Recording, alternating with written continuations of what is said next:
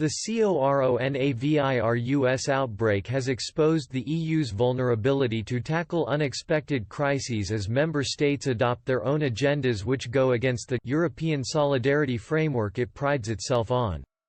At the center of the simmering threat to European integration is France and its President Emmanuel Macron, who has been accused of going against the spirit of the EU as he tackles the coronavirus pandemic on his home turf.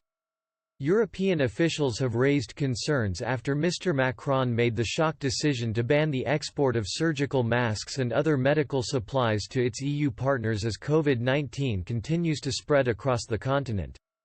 Mr. Macron said his state would seize masks being produced on French soil to end shortages in hospitals, doctors' practices and chemists in his nation. Meanwhile, an EU diplomat attacked French Finance Minister Bruno Le Maire's order to supermarket suppliers to buy French, saying it very much against the. It comes as the bloc struggles to find a coordinated response to the invisible killer disease, the latest test of the bloc's solidarity after it was shaken by Brexit, the 2015-2016 migration crisis and the Eurozone debt emergency. Mr. Macron said his state would seize masks being produced on French soil to end shortages in hospitals, doctors' practices and chemists in his nation.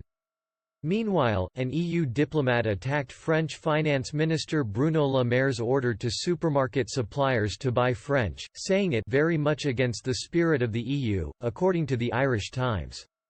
It comes as the bloc struggles to find a coordinated response to the invisible killer disease, the latest test of the bloc's solidarity after it was shaken by Brexit, the 2015-2016 migration crisis and the Eurozone debt emergency. Germany has also limited exports of respiratory masks and banned the export of medical protection gear to ensure, while Czech Health Minister Adam Vojtěch halted disinfectant exports to other member states too. The EU's Economic Commissioner Paolo Gentiloni attacked Germany for its "no to solidarity at this moment" policy during the coronavirus pandemic, warning it was endangering all EU projects.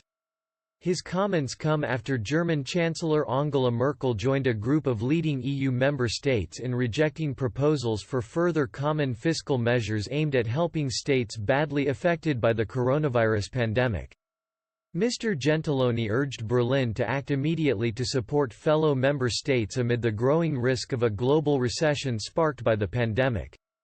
Another EU diplomat admitted public health is not an EU competence, saying, "The Treaty on the Functioning of the EU stipulates that in the event of a national public health emergency, you can impose import." Janis Lenarčič, the European Commissioner for Crisis Management, told Le Figaro that it would be a total illusion to believe that a country can tackle the outbreak alone, as he admitted that there had been a lack of EU solidarity in the early days of the crisis. He said the EU would emerge from the crisis stronger if states act together and stressed that global solidarity was necessary to beat the virus. Mr. Lenarčič said the EU 27 had to pool their resources to manage the pandemic and protect the union's economy. The news comes after the bloc failed to agree last week on measures to cushion the economic blow. The bloc's divisions were laid bare after leaders hit an impasse on Thursday over how to minimize the economic pain and prepare for an eventual recovery, with the ailing South incensed by the resistance of the richer North. Germany and the Netherlands came out strongly against a push by Italy, Spain, Portugal and France to issue joint bonds to help finance an economic stimulus. There were also squabbles over the sharing of medical equipment and border controls.